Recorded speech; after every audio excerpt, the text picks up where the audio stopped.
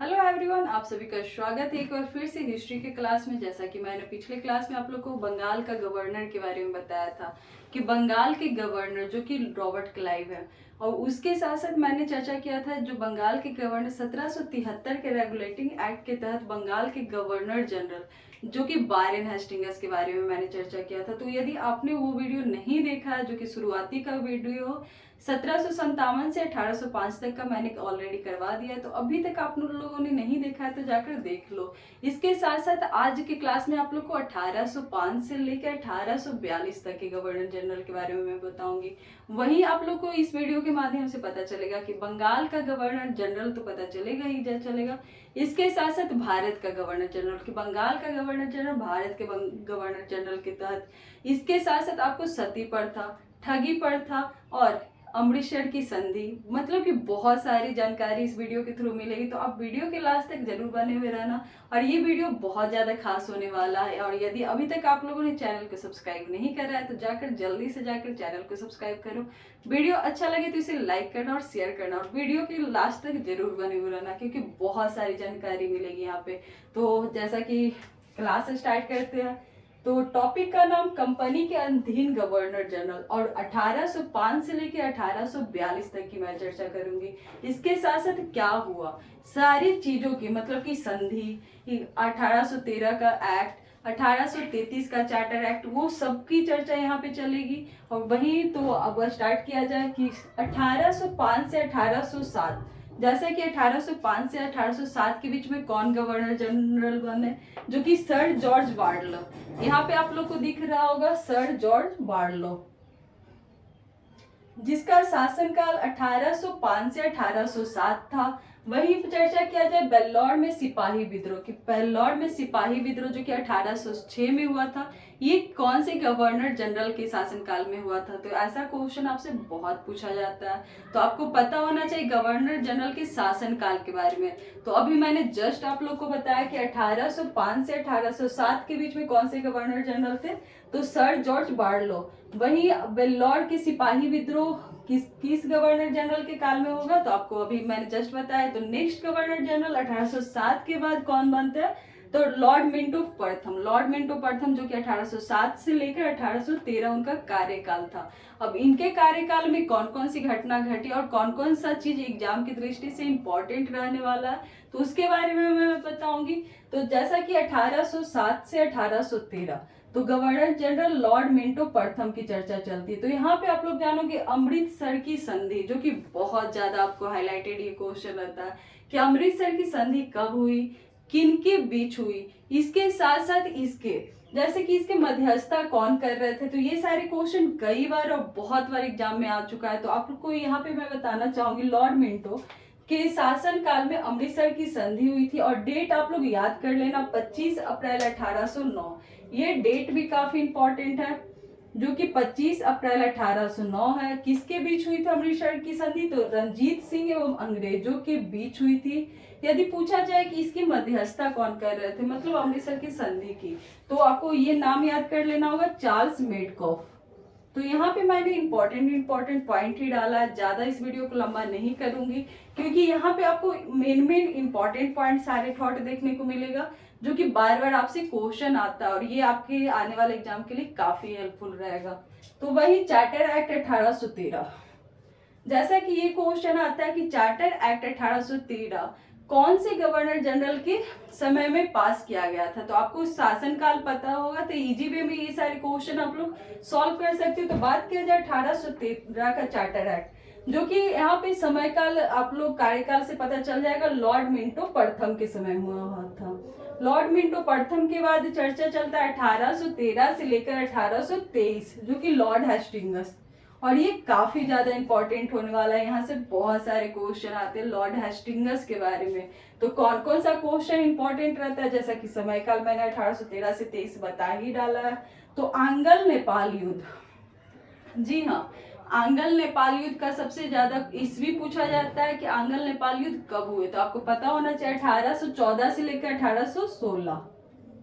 1814 से 1816 ईस्वी में आंगल नेपाल युद्ध होता है, जिसमें आत्मसमर्पण कौन कर देते हैं, तो अमर सिंह थापा को, तो ये नाम याद कर लेना आप लोग, अमर सिंह थापा, जो कि आंग्ल नेपाल युद्ध में अपना आत्मसमर्पण कर देते हैं। वही संगौली की संधि, जैसा कि आपको बार बार मैं बोल रही हूँ कि वो सारे इंपॉर्टेंट क्वेश्चन यहाँ पे जानने को मिलेगा, तो आप ये भी जानते होंगे कि संगौली की संधि, संगौली की संधि कितना इंपॉर्टेंट है एग्जाम के लिए, और ये क्वेश्चन काफी बार आ चुका है कि संगौली की संधि किसके समय में हुआ। तो आपको पता होना चाहिए ये 1816 का शासनकाल किसका था। तो यहाँ से आपको लॉर्ड हेस्टिंगस का शासनकाल याद करना होगा कि 1813 से लेकर 1823 तक हुआ। तो संगौली की संधि किसके शासनकाल में होगा, तो लॉर्ड हेस्टिंगस के काल। तो यहाँ से आपको दो दो क्वेश्चन बन गया।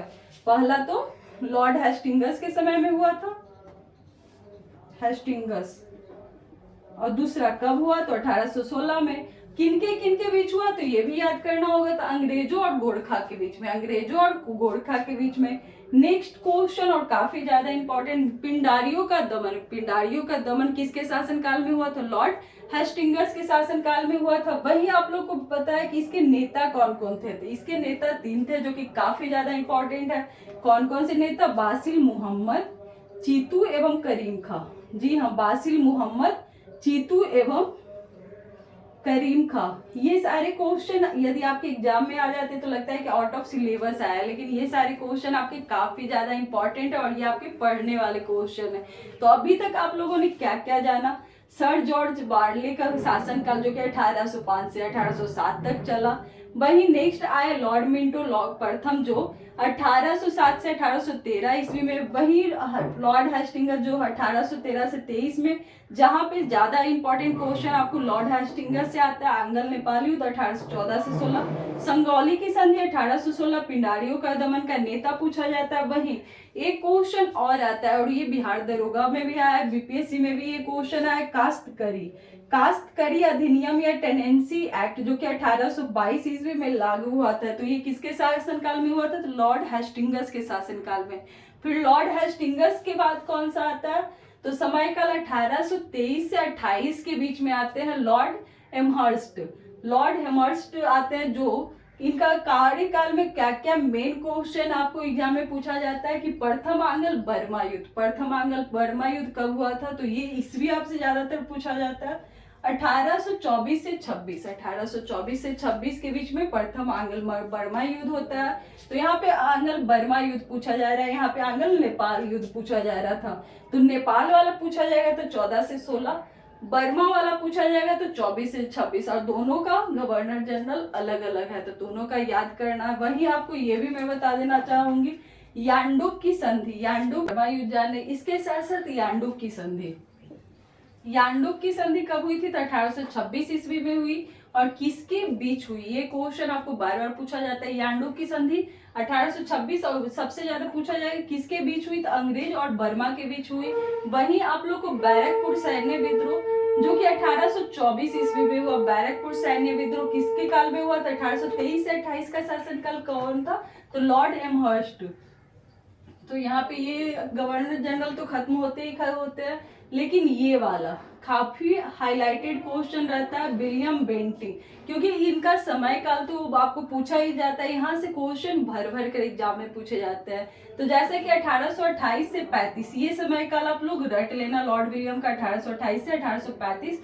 सबसे पहले यदि पूछा जाए ये मद्रास के गवर्नर कब थे, तो मद्रास के गवर्नर आपको पता होगा लॉर्ड विलियम बेंटिंग 1803 में मद्रास के गवर्नर थे। वहीं 1833 का चार्टर एक्ट द्वारा बंगाल का गवर्नर जनरल भारत का गवर्नर जनरल भी बनाया गया था। तो ये क्वेश्चन भी काफी आपसे पूछा जाता है कि बंगाल का गवर्नर जनरल भारत का गवर्नर जनरल कौन से एक्ट के द्वारा बनाया गया, तो 1833 का, और ये काफी ज्यादा इंपॉर्टेंट है 1833 का। तो यदि पूछा जाए कि भारत का पहला गवर्नर जनरल कौन था, तो ये क्वेश्चन आपको पता होना चाहिए, Lord William Bentinck, Lord William Bentinck. तो अब आपको लग रहा होगा कि भारत का गवर्नर जनरल, तो वही आपको जैसा कि मैंने पिछले क्लास में बताया था, बंगाल का प्रथम गवर्नर जनरल। जी हाँ, आपको शब्दों पर ध्यान देना होगा। यहाँ पे भारत का पूछा जाएगा तो आपको पता होना चाहिए लॉर्ड विलियम बेंटिंग, लेकिन बंगाल का प्रथम गवर्नर जनरल पूछा जाएगा तो वारेन हेस्टिंग्स। तो ये दोनों नाम पे आप लोग को ध्यान देना होगा।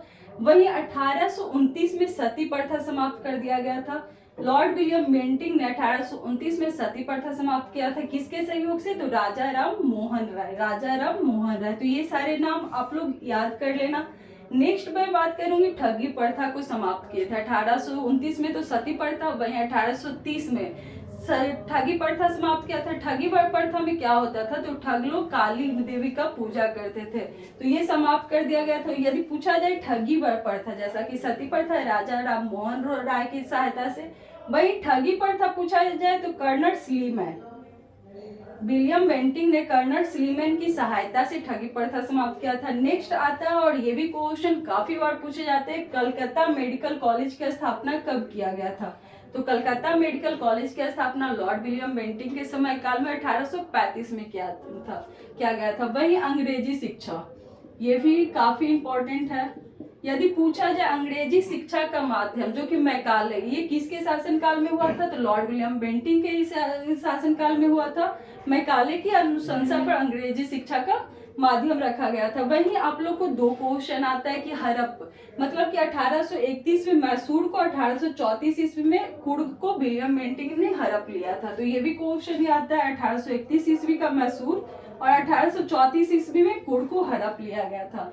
नेक्स्ट आता है कि लॉर्ड विलियम बेंटिंक के समय काल में उच्चतम पद क्या होता था? तो उच्चतम पद जो कि भारतीयों के लिए बनाया गया था, सदर अमीन, सदर अमीन, जिसके लिए प्रति माह 700 रुपया वेतन दिया जाता था। तो ये भी आपको पता होना चाहिए, 700 रुपया प्रति माह मिलता था। वही नेक्स्ट है 1833 एक्ट के तहत, तो आप तो जाने कि बंगाल का गवर्नर जनरल भारत का गवर्नर जनरल बन गया। लेकिन इसके साथ साथ आपको एक पॉइंट और ध्यान देना होगा कि धर्म, जाति, रंग और जन्म के आधार पर कंपनी में प्रवेश के लिए रोका नहीं जाएगा। यहाँ पे लागू, मतलब कि एक शर्त रखा गया था कि किसी भी धर्म, जाति, रंग और जन्म के आधार पर कंपनी में प्रवेश के लिए रोका नहीं जाएगा, जो कि काफी इंपॉर्टेंट था। वहीं लॉर्ड विलियम बेंटिंक में ये भी आपको याद करना होगा कि शिशु बालिका हत्या पर प्रतिबंध लगा दिया गया था। तो यहाँ पे 2-3 क्वेश्चन ऐसे हैं जो बार बार आपसे रिपीटेड करते, तो ये सारे क्वेश्चन, मतलब कि यहाँ पे सारा क्वेश्चन लॉर्ड विलियम बेंटिंक वाला आप लोग रट लेना। नेक्स्ट है चार्ल्स मेटकॉफ, जिसका शासनकाल मात्र 1 साल का रहा, 1835 से लेकर 36 तक। और इससे जुड़ा हुआ एक क्वेश्चन काफी बार आ चुका है, और ये क्वेश्चन काफी इंपॉर्टेंट हुई है कि भारतीय प्रेस का मुक्तिदाता किसे कहा गया है? तो चार्ल्स मेटकॉफ को। चार्ल्स मेटकॉफ को क्यों कहा जाता है? तो प्रेस पद से नियंत्रण हटा दिए थे, 1 साल के अंदर ही इन्होंने प्रेस पद से नियंत्रण हटा दिया गया था। वहीं इसके बाद कौन से गवर्नर जनरल आते हैं? तो लॉर्ड ऑकलैंड, जिनका शासनकाल 1836 से 42 तक था। तो ये लॉर्ड ऑकलैंड के बारे में मैं नेक्स्ट क्लास में आप लोग को बताऊंगी। तो आज का क्लास आपको कैसा लगा ये जरूर बताना, क्योंकि आज का क्लास आप लोग छोटा छोटा ही करके हर एक गवर्नर जनरल के बारे में तो जानोगे। इसके साथ साथ आपको मैं ये भी बता देती हूँ कि हर एक गवर्नर जनरल से 1757 से लेकर 1948 तक का वो हर एक गवर्नर जनरल के बारे में बताऊंगी, लेकिन छोटा छोटा करके बताऊंगी ताकि आपको आसानी से ये याद हो जाए। तो थैंक यू दोस्तों हमारे साथ लास्ट तक बने रहने के लिए। नेक्स्ट क्लास में बहुत जल्द आपसे मिलती हूँ।